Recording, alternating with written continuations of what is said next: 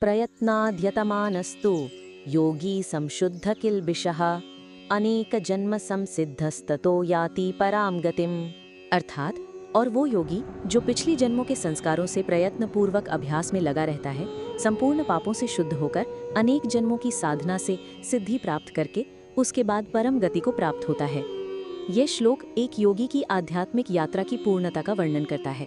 एक, निरंतर प्रयास, प्रयत्नाद यतमानः।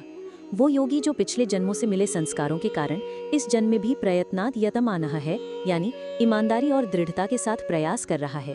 दो, शुद्धिकरण, संशुद्ध किल्बिषः। इस निरंतर प्रयास का परिणाम क्या होता है?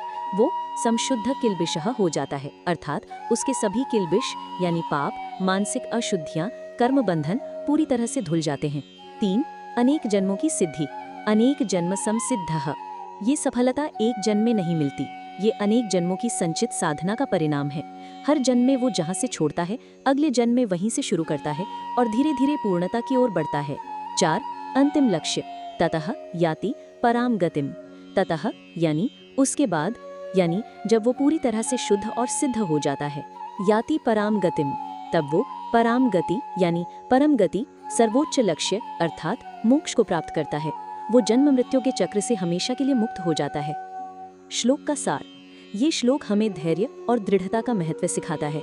आध्यात्मिक सफलता एक क्रमिक प्रक्रिया है जो कई जन्मों तक चल सकती है, लेकिन जो साधक ईमानदारी से प्रयास करता रहता है वो निश्चित रूप से अपने सभी पापों से शुद्ध होकर एक दिन परम लक्ष्य को प्राप्त करता है।